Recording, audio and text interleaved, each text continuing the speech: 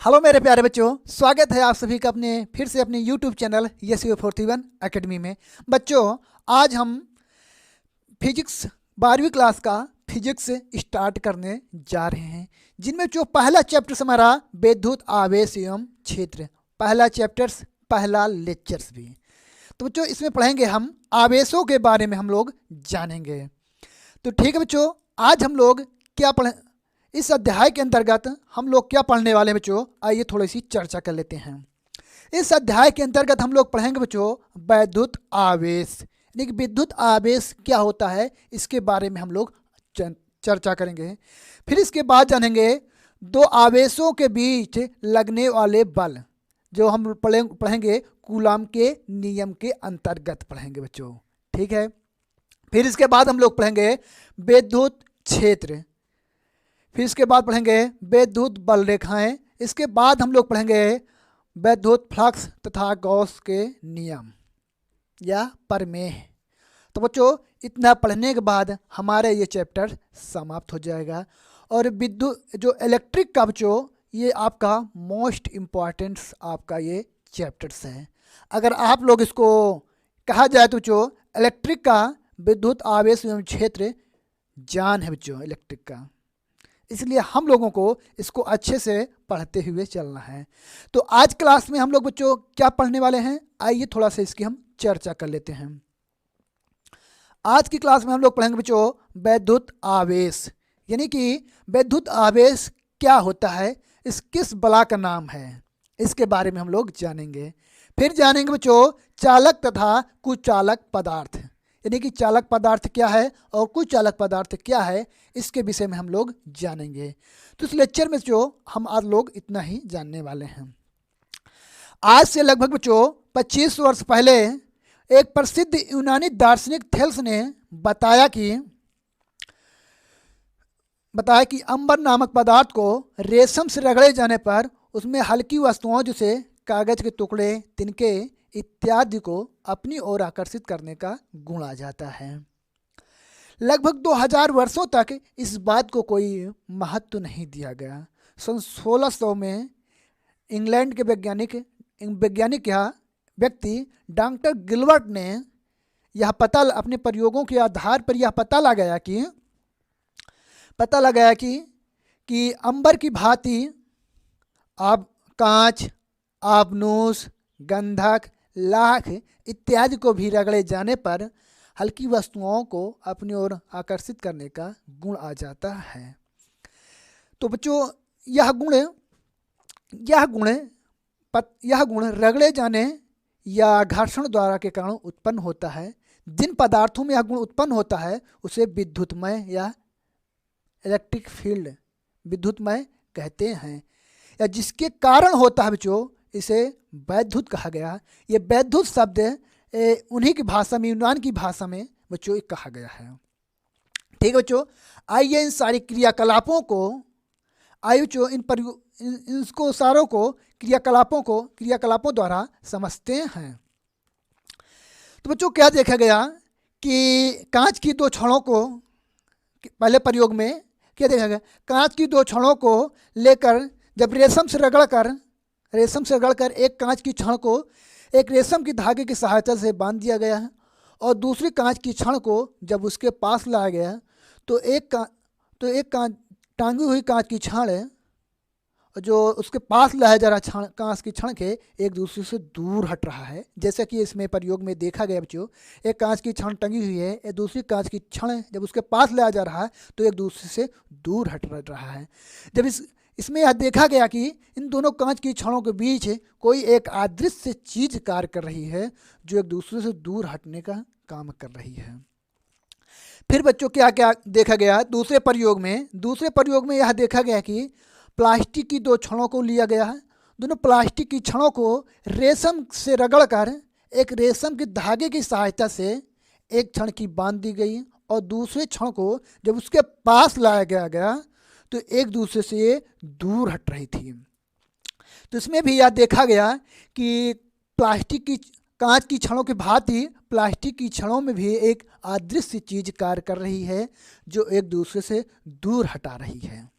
फिर तीसरे प्रयोग में यह देखा गया बेटा कि एक कांच की छड़ ली गई और दूसरी प्लास्टिक की छड़ ली गई और दोनों छड़ों को रेशम से रगड़कर प्लास्टिक की छड़ को कांच की छड़ को रेशम के धागे की सहायता से बांध दी गई और प्लास्टिक की छड़ को जब उसके पास लाया गया तो दोनों छड़ कांच की छड़ जो एक दूसरे से दूर अट्रैक्ट हो रही है, एक दूसरे को अपनी ओर आकर्षित कर रही है। इससे यह निष्कर्ष निकाला गया कि कांच की छड़ों के बीच और प्लास्टिक की छड़ों के बीच जो दोनों अदृश्य चीज़ें कार्य कर रही थी वो दोनों अलग अलग चीज़ें कार्य कर रही थी। आप लोगों ने देखा होगा कि कांच की छड़ों के बीच, कांच की छड़ों में प्लस चिन्ह दिखाया गया है और जो कि बच्चों पहले प्लस चिन्ह नहीं दिखाया गया था। जैसे कि मैं अपनी पेन को अभी इसमें रगड़ दें तो क्या इसमें प्लस दिख रहा है कि माइनस दिख रहा है? ये पहले ऐसा नहीं था बच्चों। जब खोज करने के बाद मालूम किया गया तब जाकर हम लोगों को पता चला। तो ठीक बच्चों, इसमें एक प्लस चिन्ह दिखाया गया है, एक माइनस चिन्ह दिखाया गया नहीं, यानी दोनों जो है आवेश जो है बच्चों दोनों इससे इसलिए प्लस माइनस दिखाया गया कि यानी कि आपका ये कांच की जो छड़ है इस पर अलग आवेश, अलग चीज़ें कार्य कर रही है, जो प्लास्टिक की छड़ है इस पर अलग चीज़ें कर रही हैं। अलग चीज़ों को दिखाने के लिए प्लस माइनस दिखाया गया है। तो इसके इन तीसरे निष्कर्ष से यह निष्कर्ष निकला बच्चों, यह निष्कर्ष निकल कर आया जो प्लास्टिक की आवेश दो प्रकार के होते हैं बच्चों। आवेश दो प्रकार के होते हैं। आवेश बच्चों दो प्रकार के होते हैं। एक आवेश प्रकार, यहाँ से आवेश के प्रकार निकल कर आते हैं बच्चों। आवेश के प्रकार, आवेश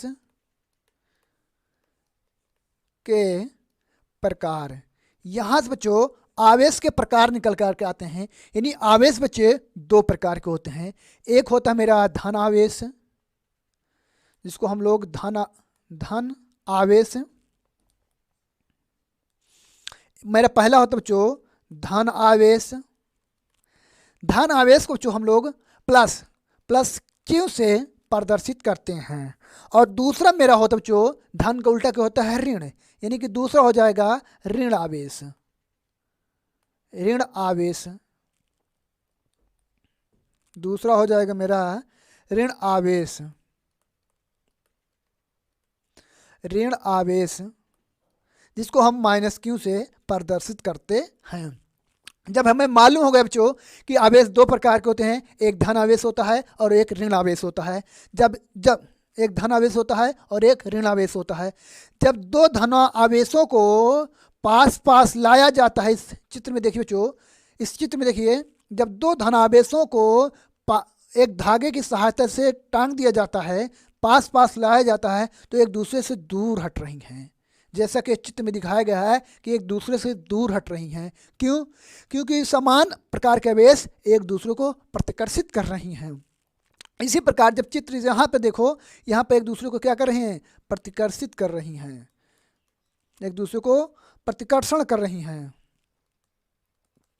एक दूसरे को क्या कर रही हैं? प्रतिकर्षण कर रही हैं, यानी एक दूसरे को धक्का मार रही हैं। उसी प्रकार जब ऋण आवेश, दो समान ऋण आवेशों को पास लाया गया है, तो ये भी एक दूसरे को प्रतिकर्षित कर रही हैं, एक दूसरे को धक्का मार रहे हैं, एक दूसरे को क्या कर रहे हैं? प्रतिकर्षण कर रही हैं, एक दूसरे को प्रतिकर्षण कर रहे हैं। लेकिन जब एक धनावेश को और एक ऋणावेश को जब लाया गया तो एक दूसरे को आकर्षित कर रही हैं, एक दूसरे को क्या कर रही हैं? आकर्षण कर रही हैं, एक दूसरे को आकर्षण कर रही हैं। एक दूसरे को आकर्षण कर रही हैं। इससे निष्कर्ष निकल के यह आया बेटा कि समान प्रकार के आवेश एक दूसरे को प्रतिकर्षित करती हैं और विपरीत प्रकार के आवेश एक दूसरे को आकर्षित करती हैं। तो हम लोगों ने निष्कर्ष निकाले बच्चों कि समान प्रकार का आवेश रहेगा तो एक दूसरे को धक्का मारेगा, प्रतिकर्षित करेगा, रिपेल करेगा, और विपरीत प्रकार का आवेश रहेगा तो एक दूसरे को आकर्षित करेगा, अट्रैक्शन फोर्स लगेगा। ठीक है बच्चों, अब इसके बाद हम लोग समझ लेते हैं विद्युत आवेश की परिभाषा एवं मात्रक। तो बच्चों हम यहाँ पर समझते हैं विद्युत आवेश की परिभाषा एवं मात्रक है। आवेश किसी पदार्थ का वह गुण है जिसके कारण पदार्थ में विद्युत प्रभाव उत्पन्न एवं महसूस किया जा सकता है। तो बच्चों आवेश की परिभाषा में पदार्थ शब्द जो आया है, दो शब्द आए बच्चों, एक पदार्थ है, मोस्ट इंपॉर्टेंट है, एक है विद्युत प्रभाव उत्पन्न। इन लोगों को बच्चों हम लोगों को आगे समझना है बच्चों, ठीक है। तो बच्चों विद्युत आवेश किसी पदार्थ का वह गुण है जिसके कारण पदार्थ में विद्युत प्रभाव उत्पन्न एवं महसूस किया जा सकता है। बच्चों आवेश की परिभाषा है आवेश का मात्रक जो होता है, आवेश का मात्रक जो है बच्चे, आवेश का मात्रक होता है बच्चे कूलाम। क्या होता है? कूलाम। आवेश का मात्रक बच्चों कूलाम ही क्यों रखा ही गया, इसको हम थोड़ा सा जान लेते हैं। बेटा आवेश जो मात्रक कूलाम ही क्यों रखा गया, क्योंकि दो आवेशों के बीच लगने वाले बल और उनके बीच कितना बल रहा है, उनके फार्मूलों को कूलाम वैज्ञानिक ने ही बताया था और बताया था। इसीलिए उन्हीं के सम्मान में आवेश का मात्रक कूलाम रख दिया गया। ठीक बच्चे, जो आवेश का मात्रक होता बच्चों कूलाम को हम लोग कैपिटल सी से व्यक्त करते हैं। जो आवेश का मात्रक कूलाम होता बच्चों ये बहुत बड़ा मात्रक होता है, ये आवेश का बड़ा मात्रक होता है, आवेश का बड़ा मात्रक होता है बच्चे। तो आवेश का जो मात्रक व्यवहारिक मात्रक है वो होता है बच्चों मिली कूलाम। नंबर 1 क्या होता है? मिली कूलाम। मिली कूलाम। मिली कूलाम को जो हम सांकेतिक रूप में mc से व्यक्त करते हैं। mc, m बोलो तो मिली और c बोलो तो कूलाम। 1 मिली कूलाम बराबर होता है 10⁻³ कूलाम। ठीक है। और दूसरा होता है बच्चों मेरा माइक्रो कूलाम। क्या होता है? Micro coulomb. Micro coulomb. और माइक्रो कूलाम को जो हम लोग म्यू से व्यक्त करते हैं, ये इसको बोलते हैं बच्चों म्यू। इसको बोलते हैं क्या? म्यू। 80 मतलब कूलाम। 1 माइक्रो कूलाम बराबर होता है 10⁻⁶ कूलाम। ठीक बच्चों, हम लोगों ने आवेशों के परिभाषा एवं मात्रकों के बारे में समझ लिया और जान लिया। तो अब आगे हम लोग बात करेंगे बच्चों चालक तथा कुचालक पदार्थ, यानी कि चालक पदार्थ क्या होता है और कुचालक पदार्थ क्या होता है, हम इसको जानेंगे बच्चों। आप लोग इससे जानने से पहले आप लोग 11वीं क्लास में चालक तथा कुचालक पदार्थों को समझ लिया है। सिर्फ फर्क है बच्चों वहाँ पर ऊष्मा के बारे में, ऊष्मा के माध्यम से समझे थे और यहाँ पर समझोगे विद्युत के माध्यम से समझोगे, बस केवल इतना ही डिफरेंट है बच्चों। वहाँ पर आप लोगों ने क्या देखा था? एक क्षण लिया था और इस क्षण को वहाँ पर आप लोग जब गर्म करते थे, एक सिरे को गर्म करते थे और दूसरा सिरा अपने आप बच्चों गर्म हो जाता था, तो हम लोग बोलते थे कि ये चालक पदार्थ है ना। तो बच्चों थोड़ा सा हम लोगों को विद्युत के माध्यम से अगर समझना है तो उसको हम लोग थोड़ा सा समझते हैं। मान लेते हैं बच्चों ये गोपाल हैं। कौन है ये? गोपाल। ये गोपाल का पैर है, ये गोपाल का हाथ है, ये गोपाल का मुंह है, ये इसकी आंखें हैं। ठीक है।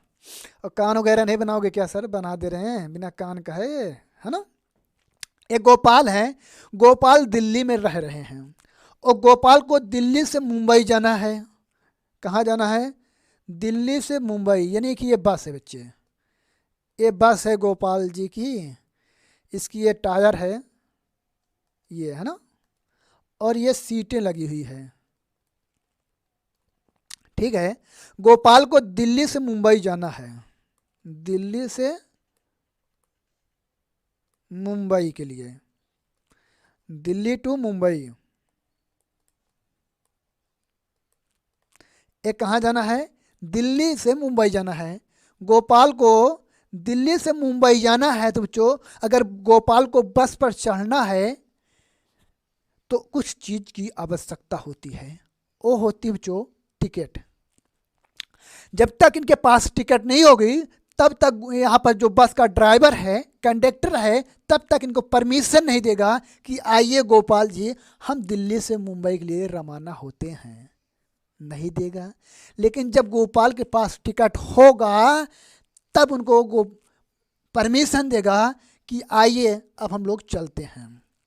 ठीक बेटा, ठीक इसी प्रकार अगर चालक, ये आपका एक क्षण है, ठीक इसी प्रकार बेटा हम लोग आप जाते हैं यहाँ पर।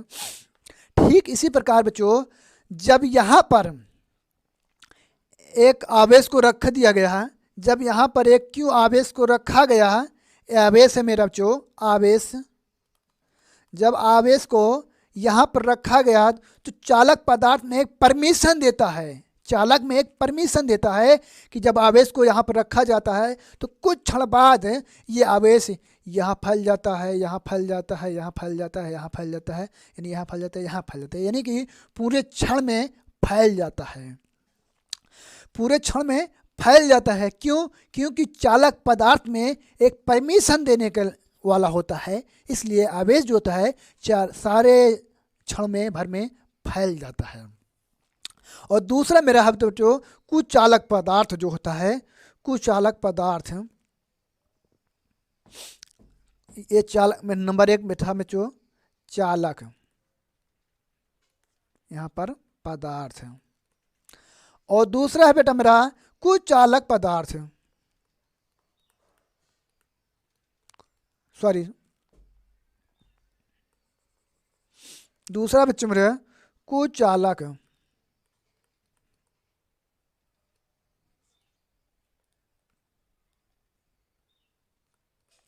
कुचालक पदार्थ। जो मेरा दूसरा कुचालक पदार्थ है बच्चों, कुचालक पदार्थ एक क्षण है, इस क्षण में जब यहाँ पर एक आवेश दिया गया, जब यहाँ पर बच्चों क्यों आवेश दिया गया, आवेश दिया गया, क्यों आवेश दिया गया, तो ये क्षण है, ये सिरा ए है, ये सिरा बी है। जब एक क्षण को इस पर क्यों आवेश दिया गया तो इस क्षण पर आवेश जहाँ पर आवेश दिया गया था वहीं का वहीं रह गया है, ये कहीं पर नहीं फैला। क्यों नहीं फैला? क्योंकि कुचालक पदार्थ में परमिशन देने वाला नहीं है, इसलिए बच्चों ये क्षण वहीं का वहीं रह जाता है, इस पर कोई चार्ज कहीं पर नहीं फैलता है बच्चों। तो क्यों नहीं फैलता है, आइए, ठीक बच्चों, क्यों नहीं फैलता है आइए इसकी परिभाषा द्वारा समझ लेते हैं। इसकी परिभाषा समझ लेते बच्चों, जो पदार्थ आसानी से अपने में से होकर विद्युत आवेश को प्रवाहित होने देते हैं उन्हें चालक पदार्थ कहते हैं। यानी जो पदार्थ जो आसानी से अपने में से होकर एक सिरे से दूसरे सिरे तक आवेश को प्रवाहित होने देते हैं उन्हें चालक पदार्थ कहते हैं, उन्हें चालक पदार्थ कहते हैं। तो बच्चों कौन से चालक पदार्थ होते हैं? सभी धातुएं, सभी धातुएं, सभी धातुएं कौन कौन से हैं? जैसे सोना, चांदी, तांबा इत्यादि। यानी ये सब बच्चों धातुएं होती हैं, जितनी धातुएं होती हैं बच्चों वो सभी सुचालक पदार्थ होते हैं, सुचालक या चालक पदार्थ होते हैं। और जो पदार्थ आसानी से अपने में से होकर विद्युत धारा को प्रवाहित होने नहीं देते उन्हें कुचालक पदार्थ कहते हैं। यह बेटा एक और है विद्युत रोधी, यानी विद्युत को रोकने वाला। जैसे सभी अधातुएं, सभी अधातुएं, सभी अधातुएं जैसे कौन कौन से? रबड़, प्लास्टिक, प्लास्टिक,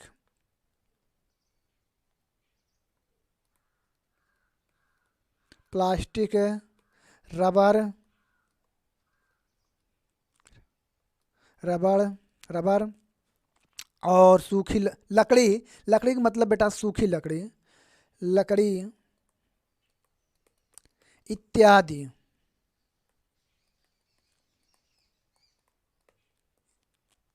थोड़ा सा बेटा एक चीज समझना है कि एक ऐसी भी कुचालक पदार्थ है, लेकिन फिर भी विद्युत का चालक का काम करती है बच्चों। ग्रेफाइट, जो ग्रेफाइट है वो कुचालक पदार्थ है, फिर भी वो विद्युत का चालक होती है। ये बच्चों अपवाद में आती है।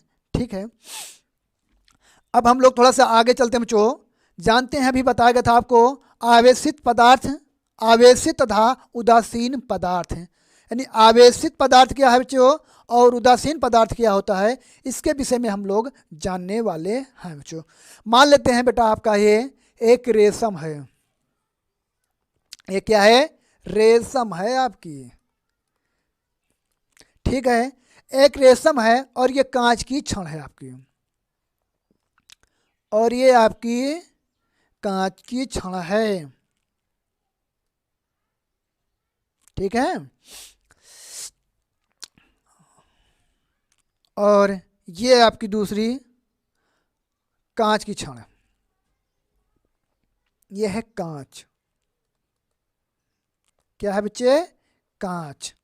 और ये है आपकी प्लास्टिक। ठीक,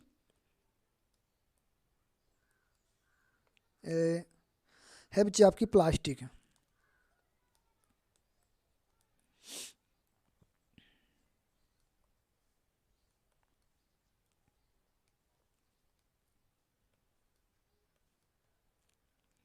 ये है आपकी प्लास्टिक। ठीक है, ये प्लास्टिक है और आपकी ये छड़ है। अगर बच्चों इलेक्ट्रॉन, अगर इसको समझना है तो अच्छे से आपको थोड़ा सा हम पदार्थ को बारे में समझ लेते हैं। इसको कुछ समझना बच्चों, आपको थोड़ा सा पदार्थ के बारे में समझना पड़ेगा। पदार्थ के बारे में मैं आपको बताया था कि पदार्थ क्या होता है बेटा, मैं आगे आपको बताएंगे। तो आपका पदार्थ क्या होता है बच्चों, यहाँ से हम लोगों को समझना होता है। जो पदार्थ होता है बच्चों, जो सभी पदार्थ होते हैं परमाणुओं से मिलकर बने होते हैं। सभी पदार्थ जो होते हैं, सभी पदार्थ हैं, सभी पदार्थ परमाणुओं से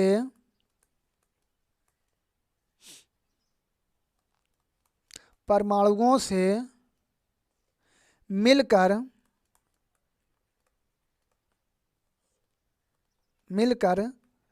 बने होते हैं, बने हैं या बने होते हैं। ठीक है, यानी सभी पदार्थ परमाणुओं से मिलकर बने होते हैं। जो पदार्थ बच्चों, मान लेते हैं बेटा ये आपका ये पदार्थ है।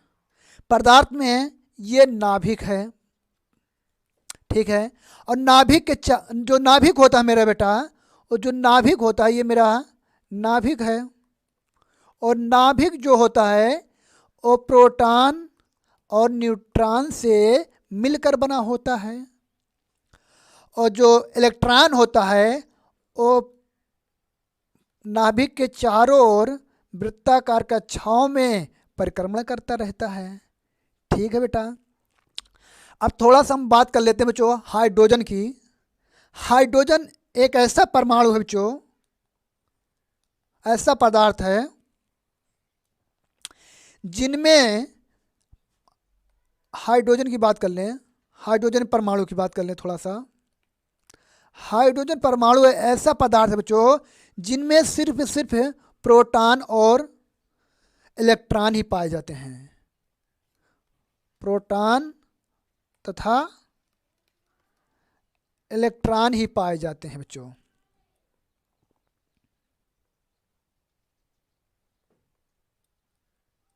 इसको थोड़ा सा, तो बच्चों इसमें क्या होता है, एक ही प्रोटॉन होता है और एक ही इलेक्ट्रॉन होता है बच्चों। हाइड्रोजन ऐसा परमाणु बच्चों जिनमें सिर्फ एक ही प्रोटॉन होता है और एक ही इलेक्ट्रॉन होता है, इसमें न्यूट्रॉन बच्चों होता ही नहीं है।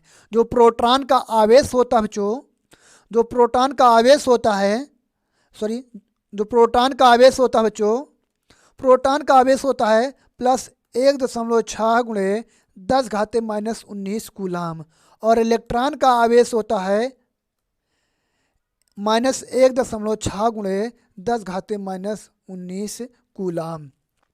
इसीलिए बच्चों जो परमाणु आपका होता है, प्रोटॉन पर आवेश होता है +1.6 × 10⁻⁻19 कूलाम, और इलेक्ट्रॉन पर आवेश होता है -1.6 × 10⁻⁻19 कूलाम बच्चों। इसीलिए आपका जो परमाणु होता है, सारा का सारा परमाणु जो होता है वो उदासीन होता है। क्या होता है बच्चों? आपका उदासीन होता है। उदासीन होता है यानी परमाणु पर कोई आवेश नहीं होता है। ठीक है बेटा, यानी कि जो परमाणु पर जितना आवेश, प्रोटॉन पर जितना धनात्मक आवेश होता है, इलेक्ट्रॉन पर उतना ऋणात्मक आवेश होता है। इसलिए जो सारा का सारा परमाणु होता है बच्चों वो विद्युत उदासीन होता है।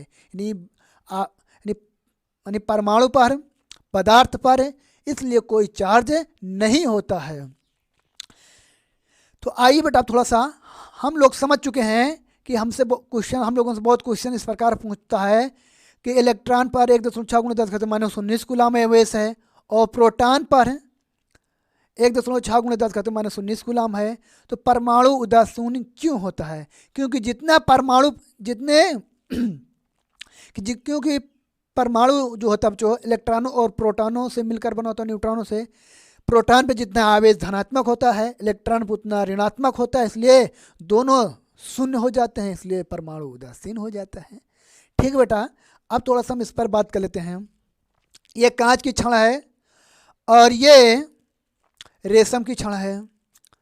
जब कांच की छड़ को रेशम से रगड़ा जाता है तो कांच की छड़ में से कुछ इलेक्ट्रॉन जो होते हैं बच्चों, कुछ इलेक्ट्रॉन जो होते हैं वो रेशम में चले जाते हैं, क्योंकि इसमें इलेक्ट्रॉन जो होते हैं बच्चों, इलेक्ट्रॉन जो होते हैं इसमें चले जाते हैं रेशम में।